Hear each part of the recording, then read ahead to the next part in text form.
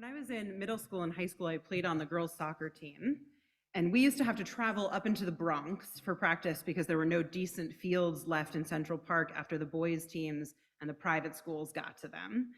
And so every day after practice, we had this really long trek home, and a girl who lived in my neighborhood right across the street from me, we would travel home together. And sometimes we would stop at a bodega and get a baguette and a Lindor truffle bar, just eat those on the subway, sweaty socks up to our knees, our backpacks taking up way too much space. And this was a very good friend I'd known from the time we were infants. She's a year older than me.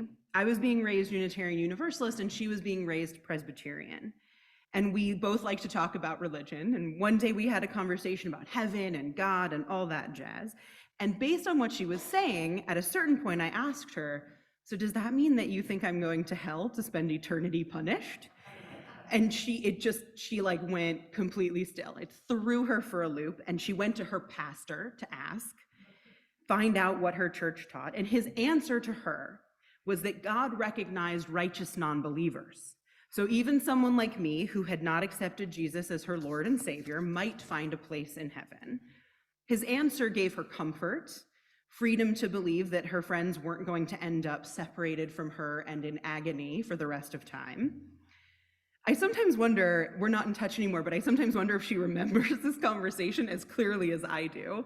And I sometimes wonder how I would have felt if she'd come back and said, "My pastor says, yes, you're going straight to hell," right? I don't know how I would have felt if that was the answer.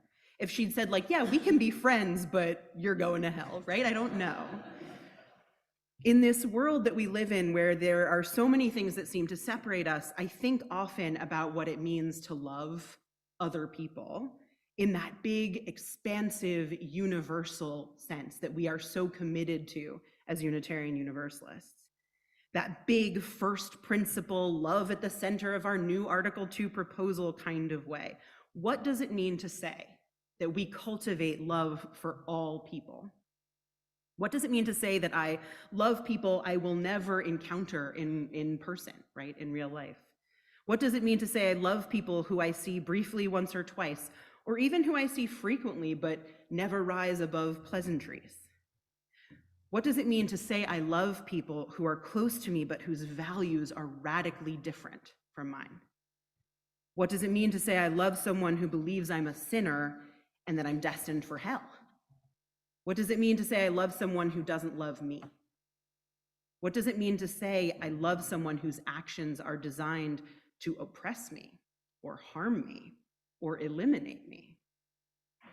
The Greeks used that term agape to use as universal love, and it captured something that romantic love didn't, and familial love didn't, and friendship love didn't. And it is both something natural and something we have to cultivate. It can come naturally when something unexpected and lovely happens. Like, can you remember a time when you were out in the world and you watched a stranger help a stranger, or someone went out of their way to be kind to you? And then in that moment, you get that sort of thing rising in you, that like softness that comes over you, this sense of we all belong to each other. That's the kind of universal love that arises naturally and unbidden. We can also know that kind of natural love when our heart breaks, when we learn of tragedies befalling others a world away, people we will never meet and never know. When grief wells in us over things that don't actually touch our everyday, it's an expression of love for the human family, right? It's a feeling that comes when we remain open. And it gets trickier when it doesn't arise naturally, right? And that's when it becomes a practice, a labor, an effort, an act, a revolutionary act, as Valerie Kaur puts it. Valerie Kaur grew up on a farm in Clovis, California. She's a Sikh American, and her family had been farming that land for a century. And when she was in college, a family friend who wore a turban was murdered. It was a hate crime, spurred by the vicious prejudice that erupted from too many hearts in the wake of 9/11. And that experience spurred Kaur onto activism, writing, becoming a lawyer, leading the Revolutionary Love Project, and so much more.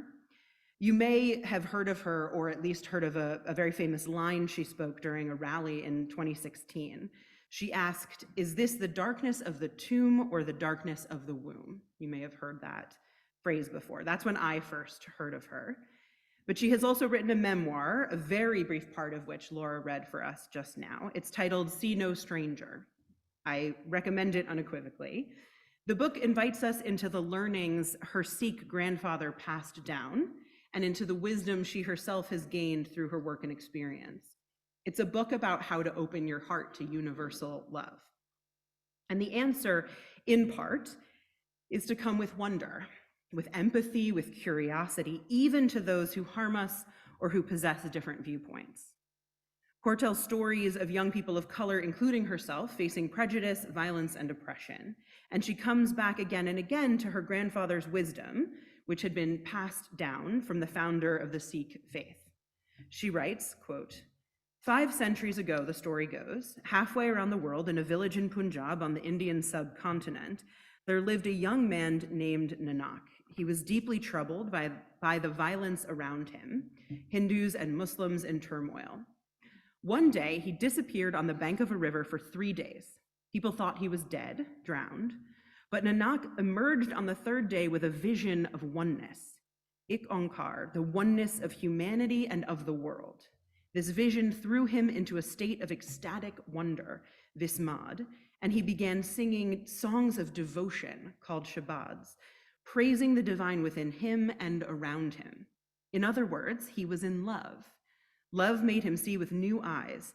Everyone around him was a part of him that he did not yet know." So that part at the end, everyone was a part of him that he did not yet know. Imagine if we all thought that way. Everyone is a part of me that I do not yet know. This was the lesson from Guru Nanak, I see no stranger, and it is one of the central lessons of Kaur's book. If everyone is a part of us that we have yet to know, we can approach them with compassion, with grace, with curiosity, with wonder.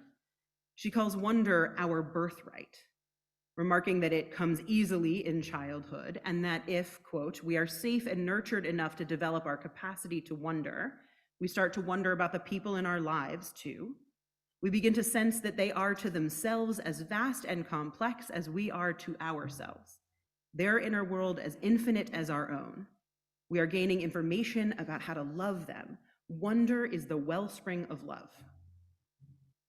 But she acknowledges that this comes more easily when it is people in our sphere that we care for and are known to us. It's harder for strangers who feel indifference toward us, or worse, strangers who hate us. Religious wisdom around the world teaches us to love one another because we are part of the same human family, Kaur notes. But so too now science confirms our interconnection as we understand that in our very breath and in the dust beneath our feet are the atoms of ancients from around the world. That wisdom is echoed by Caitlin Moran, the English author and journalist, who's credited with having written this. She writes, "At 19, I read a sentence that re-terraformed my head." I love that phrase. "The level of matter in the universe has been constant since the Big Bang." She goes on, "In all the eons, we have lost nothing, we have gained nothing. Not a speck, not a grain, not a breath. The universe is simply a sealed, twisting kaleidoscope that has reordered itself a trillion times over. Each baby then is a unique collision, a cocktail, a remix of all that has come before, made from molecules of Napoleon and stardust and comets and whale tooth, colloidal mercury and Cleopatra's breath, and with the same darkness that is between the stars, between and inside our own atoms. When you know this, you suddenly see the crowded top deck of the bus in the rain as a miracle. This collection of people is by way of a starburst constellation. Families are bright, irregular-shaped nebulae. Finding a person you love is like galaxies colliding. We are all peculiar, unrepeatable, perambulating micro-universes. We have never been before, and we will never be again." That deep understanding of our sameness and our uniqueness breeds wonder if we can remember it, right? If we can live into that deep awareness, it leads us to empathy. It leads us to an understanding of our interdependence. We are all that there is. If we can internalize that truth, it helps us to come into better understanding of wonder for the other, the stranger, even the oppressor, so says Kaur. Even the oppressor or the one who acts with prejudice or violence. Kaur says that wonder is where love begins, but the failure to wonder is the beginning of violence. She goes on to tell a story from her early childhood about the violence of a white male stranger toward her and how her beloved grandfather helped her to see a way forward. Her grandfather told her that love is a dangerous business. If you choose to see no stranger, she writes, then you must love people even when they do not love you. You must wonder about them even when they refuse to wonder about you. You must even protect them when they are in harm's way. You've noticed I've been quoting her a lot because her book is full of wisdom and you should all read it immediately.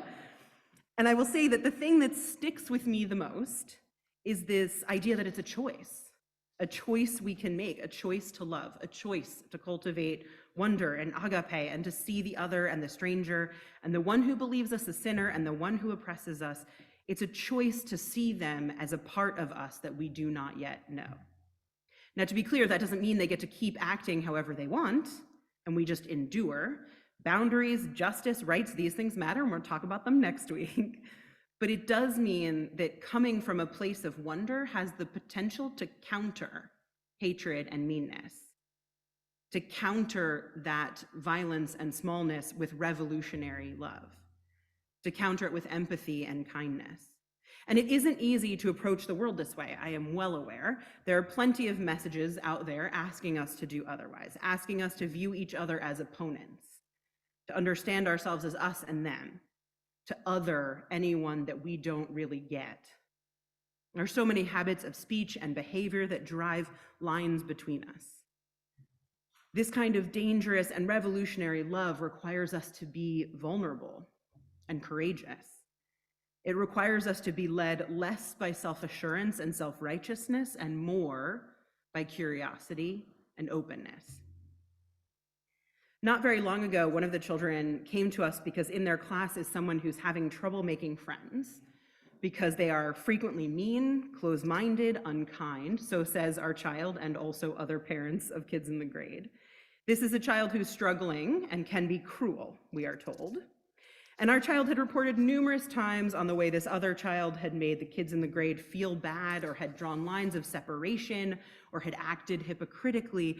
And usually our child came to us indignant and upset and really agreeing with peers that this child was pretty terrible. But on this one day, our child came saying, I wonder what's happening with this other kid. Like, why are they struggling so much to be kind? They came saying, I noticed that other kids respond badly and then we're all stuck in this cycle together. They came to us suggesting maybe this other kid doesn't understand and someone needs to talk to them. Maybe something's going on at home. Our child wanted to know, wanted to talk through how it might be possible to help, to make life easier for all of the children, not just the one who's behaving unkindly, but also the ones who keep reacting with unkindness of their own. Our kid wanted to know how to end the cycle. You can imagine the praise I heaped on my child at this point, because this is the approach I want them to take in the world, right? Of course, while protecting themselves and others from harm. I want them to be curious about why someone is the way they are, why they're making the choices they make. And beyond that, what we can do to protect as many people as possible, including the one who's having a hard time. And of course, this was after a sea of days of agreeing that this child was impossible, right? So it took time to get there because it turns out that open-hearted agape isn't easy for any of us, child or adult. Seeing no stranger is an act of will, is what Valerie Kaur says. And acts of will take practice, right? We have to practice it so that then it becomes routine. Kaur describes one of the ways she works on her own approach to the world.